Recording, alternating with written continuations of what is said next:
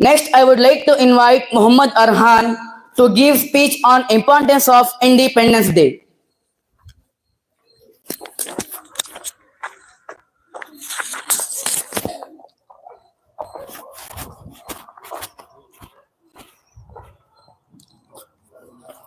السلام علیکم ورحمۃ اللہ وبرکاتہ۔ الحمد للہ رب العالمین والصلاة والسلام علی سید المرسلین محمد وعلی آلہ واصحابہ اجمعین۔ قال اللہ تعالی فاعوذ باللہ من الشیطان الرجیم بسم اللہ الرحمن الرحیم انما یخشی اللہ من عبادہ العلماء صدق اللہ العظیم۔ جنہیں میں ڈھونڈتا تھا آسمانوں میں زمینوں میں، جنہیں میں ڈھونڈتا تھا آسمانوں میں زمینوں میں، وہ نکلے میرے ظلمت خانہ دل کے مکینوں میں۔ جلا سکتی ہے شمع کشتہ کو موج نفس ان کی، جلا سکتی ہے شمع کشتہ کو موج نفس ان کی، الہی کیا چھپا ہوتا ہے اہل دل کے سینوں میں۔ نہ پوچھ ان فرقہ پوشوں کی ارادت ہو تو دیکھ ان کو، نہ پوچھ ان فرقہ پوشوں کی ارادت ہو تو دیکھ ان کو، عہدِ بیضا لیے بیٹھے ہیں اپنی آستینوں میں۔ محترم حضرات، آج میں ان یاران باصفا، شہیدان عشق و وفا، وارثان بلال رضی اللہ عنہ اور سراخیل آزادی کے تذکرے کی سعادت حاصل کر رہا ہوں، جن کا قلب و جگر اسلام کی عظمت سے معمور تھا، جن کے چہرے پر عزم و استقلال کی گرنیں جلوہ فگن تھی، جن کا دل جذبہ جہاد سے سرشار تھا، جنہوں نے اپنی زندگی اسلام کی سربلندی اور اعلیٰ کلمت اللہ کے لیے وقف کر دی، جن کی ایک تاریخ ہے، جن کی ایک داستان ہے، جنہوں نے ہر دور میں اسلام کی آبیاری کی ہے اور چمنستان اسلام کی طرف بڑھنے والی ارباد سموم کی راہ میں دیواریں بن کر حائل ہو گئی ہیں۔ محترم حضرات، آج میں انہی جیالوں و سرفروشاں اسلام کی تھوڑی سی تاریخ اور ادنا سی جھلک دکھانا چاہتا ہوں کہ انہوں نے جنگ آزادی میں کیا کارنامہ انجام دیا اور ان کا کیا مقام رہا ہے۔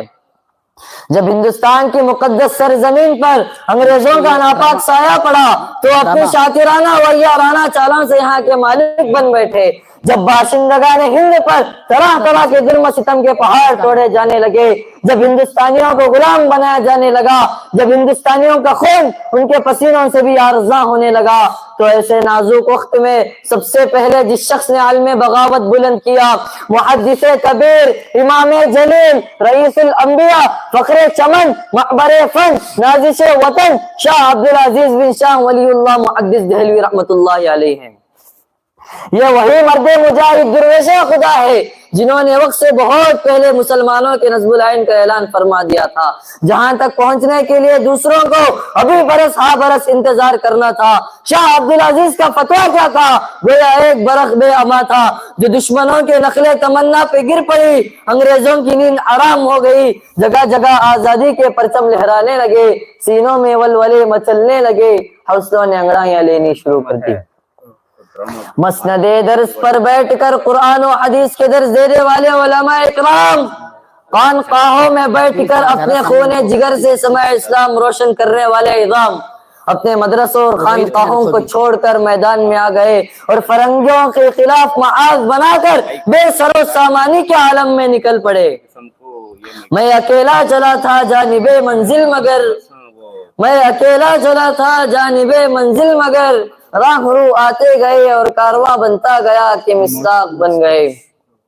حضرات، یہ کارواں طویل مسافت طے کرتے ہوئے کس طرح منزل مقصود تک پہنچا، یہ ایک لمبی داستان ہے۔ اس داستان میں امنگیاں بھی ہے اور محرومیاں بھی، اور علم و عمل کا جوش و خروش بھی، اور شکست خوردگی اور بے چارگی کی افسردگی بھی ہے۔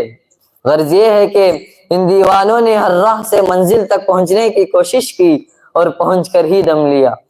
تاریخ ہند ہم سے کہتی ہے، ملک لوٹ جائے گا آثار نظر آتے ہیں، ملک لوٹ جائے گا آثار نظر آتے ہیں، سارے مسند نشی مکار نظر آتے ہیں۔